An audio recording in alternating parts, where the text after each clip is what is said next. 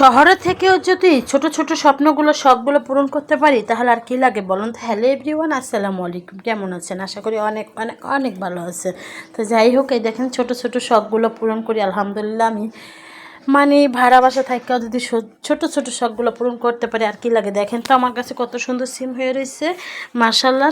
সকালবেলা এসে বললাম সিম গাছে সিম তুলতে লেগে, ধনিয়া পাতা তুলতে লেগে। দেখেন কতগুলো সিম তুলবো, এককাল অবাক হওয়ার কাণ্ড।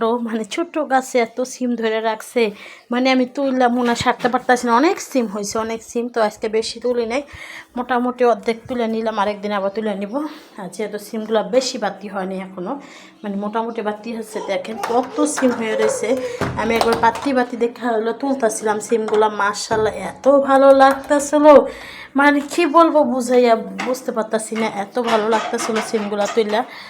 তো যাই হোক, দেখেন সিম যখন তুলি তখন আমার মনটা একবার ফ্রেশ হয়ে গেছে মাশাল্লাহ। দেখেন কতবার আনাচে কানাচে চিপাগুলিতে সিম হয়ে গেছে। দেখেন কতগুলো সিম ছিলাম মাশাল্লাহ, একটা ঝুড়ি নিয়ে আসছি বাসা থেকে।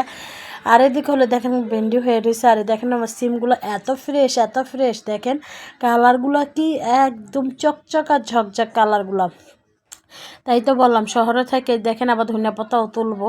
যে শহরে থেকে যদি এরকম শীতের সবজি টুকটাক করে খাইতে পারি আর কি লাগে বলেন তো। আর দেখেন আমার মেয়েও আসছে আমার সাথে, ও তুলতে আছে ধনিয়া পাতা। আর দেখেন কত সুন্দর ধনিয়া পাতা হয়ে রয়েছে। তো আমি কিছু ধনিয়া পাতাও তুলে নিলাম। সিমের সাথে আজকে হলো আইর মাছ দিয়ে রান্না করবে। দেখেন গাছে লাউ হয়ে রয়েছে, সিম আর উপরে কোনো মাছে। আবার কিছু কিছু গাছ দেখলাম শুকায় গেছে সকালে। তো ওই গাছে কিছু কিছু পানিও দিলাম।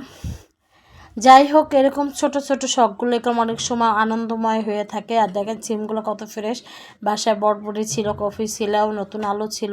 তো এইগুলো দিয়ে আজকে রান্না করব হলো আইর মাছ। তো আমি ভাবলাম আজকে গাছের সিমগুলো আছে কিনা সিম খাবো না, গাছের সিমগুলো আজকে রান্না করব। তো এদিকে হলো সব তো মশলাগুলো আমি বসাই দিতেছিলাম তরকারির।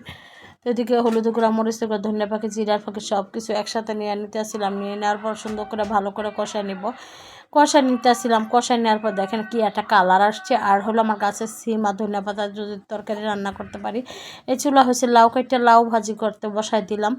আর দেখেন একবার সিমগুলো কষানোর সময় একবার গলে গেছে গা। এগুলো তো ফরমালি সারা সিম, অনেক মজার সিম কলম এগুলো।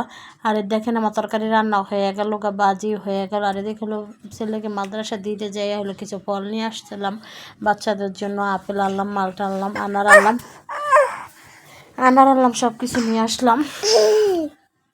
তো আনার পর হলো ঝুড়িতে আমি ঢেলে রাখতেছিলাম।